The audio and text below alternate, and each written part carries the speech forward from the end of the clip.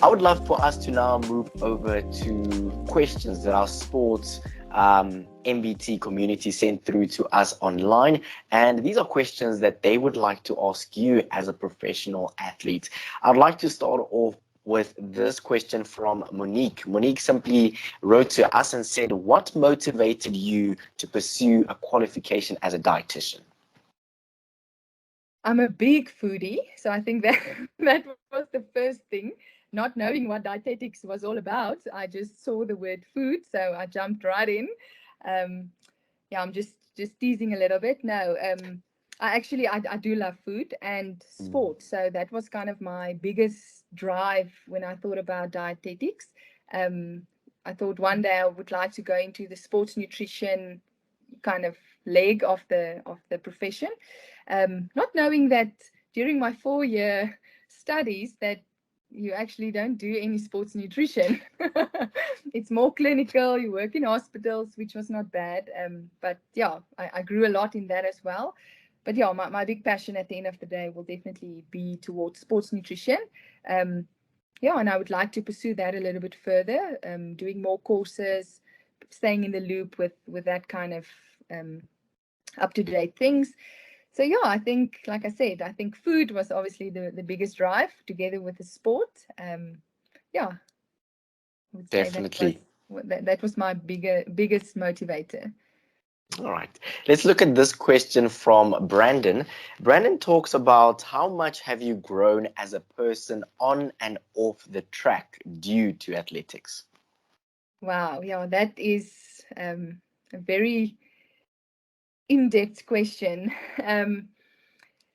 I like to actually use my athletics whenever I try to motivate other people or even just remind myself with challenges in life, especially the event I'm doing, hurdles.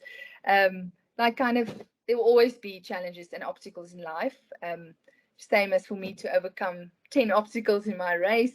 There will always be things that you need to overcome in life as well. And I think just the kind of the discipline, determination, grit type of attitude that I developed towards my sport helped me to carry that over in life as well. So that, and it's kind of like a snowball effect. So the one supports the other, and then the other way around. So as I grew as a person in life, going through challenges, that helped me with that determination, setting goals, achieving my goals, chasing goals, be disciplined on the track, just pitching every day, a training type of thing. And then vice versa. Then what I've developed there at the track, just that driven fighting spirit, standing up from disappointments, not achieving goals, injuries, things that happen to you during your sporting career, that helps you again with challenges in life. Because at the end of the day, it's not about if challenges will come, it's about when. So it's inevitable that they will happen. Disappointments in sport, injuries. Every time we step, I can now relate with stepping onto a track, but onto a field or whatever sport you're doing, we put our bodies through immense pressure, and yeah, just to get to that point to perform. So injuries are inevitable, but I will always say and I know it sounds a little bit cliche, but it's those kind of disappointing moments that help us to actually achieve our goals even more, and just to develop that drive to do that a little bit more, because you don't like that feeling, so you want to get out of it.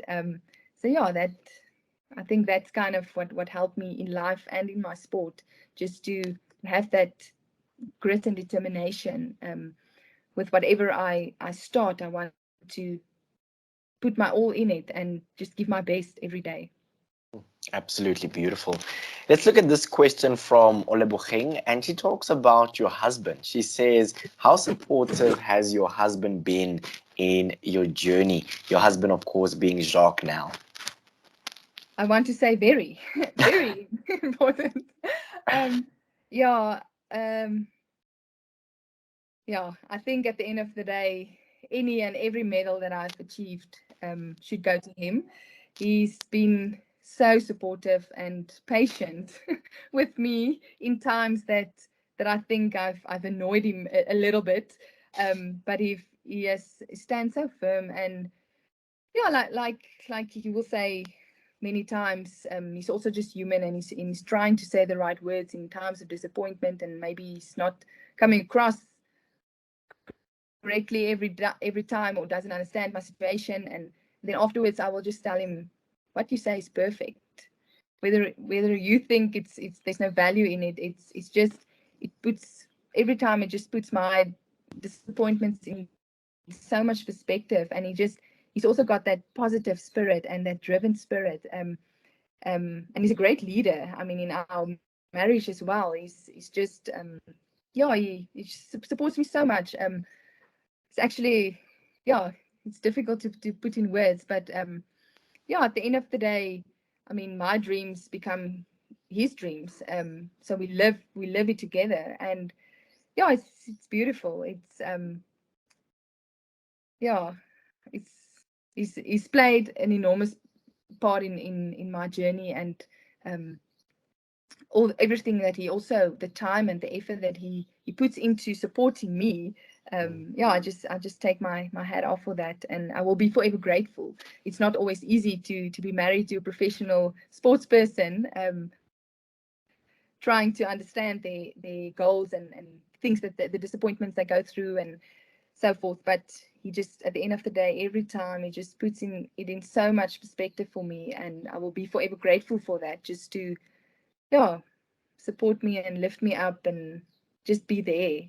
That's so often what I say, just be there. Sometimes I just need a hug, and then that's what he will be there for.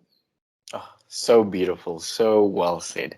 Let's tackle this one that comes from Jimmy, and Jimmy simply says, you contracted COVID-19 last year. What are some of the challenges of bouncing back to the normal way of training as an athlete after such an experience? Yeah, that was also an interesting journey. I think everyone went through a lot of, not just physical but mental struggles during the COVID year last year.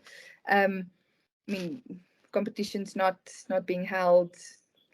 The commitment was just a bit of a struggle for me as well. And then I got COVID, so it's kind of, I'm like, okay, so now what? Should I just stop? What's the point? Will I recover? In a way, I want to say, fortunately enough, I got it quite early. We were still in quite of a lockdown period. We weren't even allowed to train on the track yet. So we were just doing some home workouts, street running, things like that. So I decided, I already knew that I'm not going to compete. I'm not going to force anything. We weren't allowed to travel. So that was a challenge. So I've already written the year off with regards to competitions. So when I got COVID, I decided to really take it slow. There's nothing to rush. There's nothing to pressure me to be ready for something. So I think that in hindsight, that was kind of a blessing in disguise, in a way that I had time to properly recover. So, and I took the time. I decided to just take it slow, recover properly, took 2 weeks off. And then from there, I really had a slow build up. I think, to be quite honest, I didn't have like serious symptoms, touch wood, but yeah. So I think in a way I was fortunate to actually recover quite okay after that. It didn't influence my training too much once I started again. I've heard about people that really struggled with heart rates and breathing and lung capacity and things like that. So I don't know if I would have struggled more if I pressured myself or pushed myself a bit harder. But within the situation that I've been in, I took it slow. I took the time. So yeah, fortunately, I've recovered quite well and was ready to compete again at the beginning of the year. Yeah, fully healthy and recovered.